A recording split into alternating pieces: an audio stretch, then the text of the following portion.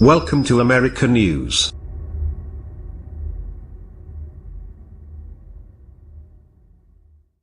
People hold hands in prayer while hiding inside an airplane hangar after a mass shooting in which dozens were killed at the Route 91 Harvest Festival in Las Vegas. PowersInvisionAP Updated at 6:55 a.m.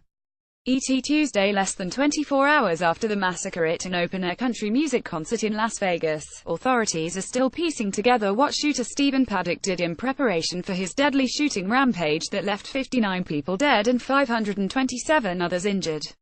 There is still a lot they don't know about what motivated Paddock, described by officials as a lone wolf, to launch the most deadly mass shooting in modern U.S. history.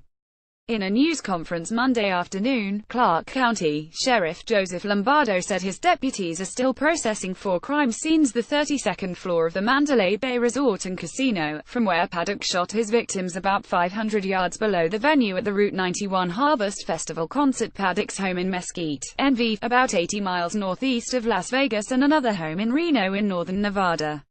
Lombardo initially said that 16 weapons were found in Paddock's hotel room, where he had been staying since September 28. Scopes were attached to some of the rifles, he added without more detail. Investigators found an additional 18 firearms in Paddock's Mesquite home, as well as several thousand rounds of ammunition and explosives. They also found several pounds of ammonium nitrate, a key component for making a bomb, in Paddock's car. Still, the investigation is fast-moving and fluid as, 4 hours later, the gun count increased. In an early evening news conference, Assistant Sheriff Todd Fasciulo said that 23, not 16, weapons had been found in the Mandalay Bay hotel room and 19, not 18 weapons had been discovered in Paddock's Mesquite home. Also, the Office of Rep. Adam Schiff, D. Kaloff, said that he had been briefed by the FBI and informed that some, but not all of the weapons found in the hotel room were fully automatic. It was not clear whether those weapons were manufactured as fully automatic or whether Paddock had converted them. Law enforcement officers had conducted a floor-by-floor search beginning on the 29th floor. Upon arriving at Paddock's suite on the 32nd floor, they announced themselves. Paddock responded by shooting through the door, wounding a security guard in the leg, Lombardo said. They received gunfire. They backed off and SWAT responded, said a somber Lombardo. They entered the room to find Paddock dead. The sheriff said investigators believe Paddock killed himself. Lombardo also said that he had dispatched a SWAT team to examine Paddock's house in northern Nevada to make sure there are no booby traps.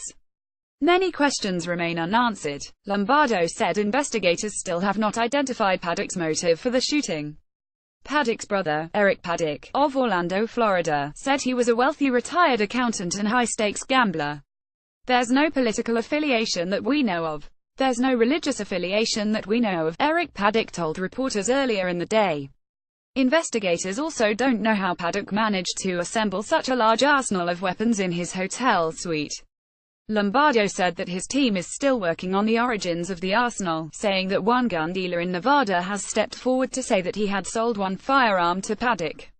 When asked whether he would characterize Paddock's firearms as assault weapons, Lombardo simply said, yes. Earlier in the day, President Trump, appearing before reporters at the White House, said that he would visit Las Vegas on Wednesday. He called the mass shooting an act of pure evil, adding, in moments of tragedy and horror, America comes together as one, and it always has. The mayor of Las Vegas, Carolyn Goodman, summed up the mood of the many local and state officials gathered for an afternoon news conference. It is a very difficult time. While the sun is shining in Las Vegas, it is a very dark and black day, she said.